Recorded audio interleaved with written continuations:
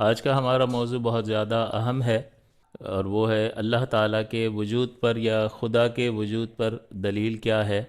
اور اس کے ذرائع کیا ہیں، کس ذریعے سے وہ دلیل دی جاتی ہے۔ پہلی بات تو یہ کہ دلیل کی دو قسمیں ہو سکتی ہیں، ایک نقلی دلیل اور ایک عقلی دلیل۔ نقلی دلیل سے مراد یہ ہے کہ جو جیسے قرآن عظیم جو ہے وہ نقل کی صورت میں ہمارے پاس موجود ہے، ہم قرآن سے کوئی دلیل پیش کریں۔ اسی طرح نبی اکرم صلی اللہ علیہ وسلم کی احادیث طیبہ موجود ہیں، ان سے کسی چیز کو دلیل بنائیں کہ سرکار نے یہ فرمایا صلی اللہ علیہ وسلم، تو اس کو نقلی دلیل کہا جائے گا۔ اور دوسرا ذریعہ جو ہے ہم عقل کے ذریعے سے دلیل پیش کریں خدا کے وجود پر، اور اس کے وجود کو ثابت کریں، اور ایسی پختہ اور یقینی دلیل دے کہ سامنے والا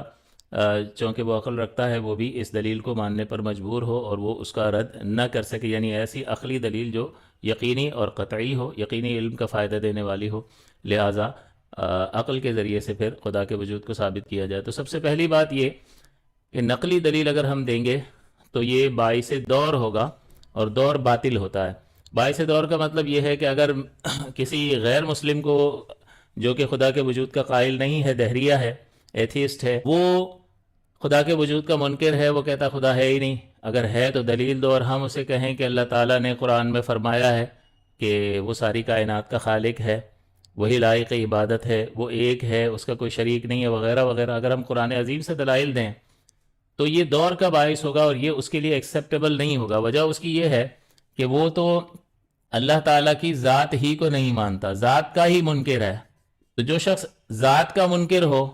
اس کو ہم اسی ذات کے کلام سے دلیل پیش کریں تو کیسے مانے گا؟ وہ تو کہے گا کہ بھائی میں تو اللہ ہی کا انکار کرتا ہوں، اور تم کہہ رہے ہو کہ اللہ کے کلام میں اس کے وجود پر دلیل ہے، آیات پیش کر دیں۔ تو وہ یہی کہے گا کہ بھائی میں اللہ کو ہی نہیں مانتا، خالق کو ہی نہیں مانتا ہوں، تو تم مجھے اس کے کلام سے دلیل دے رہے ہو۔ یہ کیسے مانی جا سکتی ہے کہ میں تو جب ذات ہی کا انکار کر رہا ہوں تو کلام تو اس کی صفت ہے، اور ذات پلس صفت، اگر آپ صفت کو مانتے ہیں کہ اللہ کا کلام کوئی چیز ہے تو پھر تو اس کا مطلب جب آپ نے کلام کو مان لیا تو اللہ کو بھی مان لیا، تو پھر دلیل دینے کی کیا ضرورت ہے؟ تو وہ تو اس کا ذات ہی کا انکار کر رہا ہے، تو سامنے سے یہی جواب آئے گا کہ بھئی پہلے اللہ کو تو ثابت کرو، کہ اللہ تعالیٰ کے وجود کو تو ثابت کرو، پھر یہ ثابت کرو کہ اس کے لیے ایک صفت کلام ہے،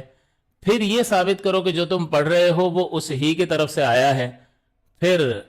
اسے پیش کرو تو بات بنتی ہے۔ تو وہ تو ذات کا ہی انکار کر رہا ہے، تو اسے اس ذات کے کلام سے دلیل دینا کیسے درست ہو سکتا ہے؟ اور وہ اس کے لیے ایکسیپٹیبل نہیں ہوگا، تو یہ دور کا باعث بنے گا اور نتیجہ کچھ بھی نہیں نکلے گا۔ جیسے اگر میرے وجود پر دلیل پیش کرنی ہے اور میرے ہی کلام کو بنیاد بنایا جائے